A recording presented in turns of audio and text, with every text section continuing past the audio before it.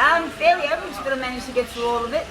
And I'm really proud of myself because stand here today. I've given up all drugs, Wow. not just one or two of them, all of them. When I left my ex, I was on everything. Oh my God. And I haven't used the methadone program. I used marijuana because I'm using it all the way through, and I use that to get off the heavy stuff, and I'm now off the marijuana as well. Okay. Nobody told me to. I've done that because I needed to and I wanted to. Wow. They were my ex's crushes.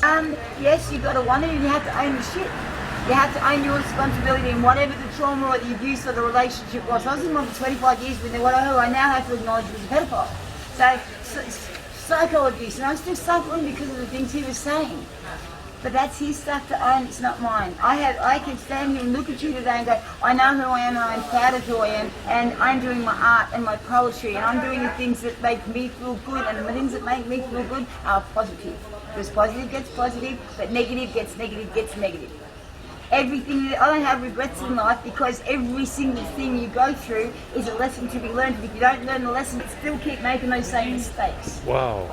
So even being with that horrible person for 25 years, the lesson in that for me was I now recoil from that personality type, which saves me a lot of trauma.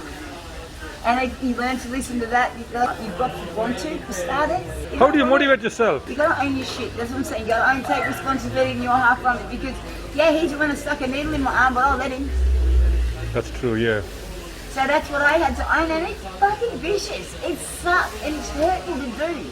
But when you learn to forgive yourself, you learn to forgive them. Now, my ex was a pedophile. Oh wow. He was a sociopathic, abusive prick.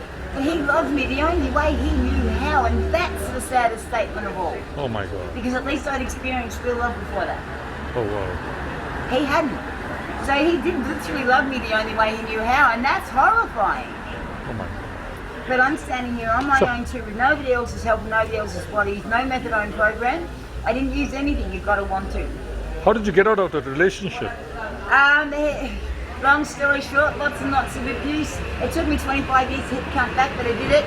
Then he tried to cut my clit off, and that was it. Plus I had cancer, 2 varieties. And You had cancer? Yeah, I had ovarian and cervical at the same time. I had a hysterectomy at the age of 40, full on instant menopause. And now, when that happened, the doctors kindly cut my head. Well, when I got home and I took the bandages off, my stomach went from here down to here. I cried. If I get undressed, I look like a 94-year-old woman. Well, they've forced me close and spec clothes. Simples. And it's like this. Anytime anybody ever says anything to you that puts you down or makes you feel bad about yourself, just imagine you've got a mirror here. Prop it up, deflect it straight back to them. It's theirs to own. Now, having had that hysterectomy, I had men walk up to me and put their fingers in my face and go, "You're a man." And that's hurtful. But now instead of getting upset at the guy's done that, and I was looking at them and going, "And you're attracted to me, you sick cunt." And that's the way I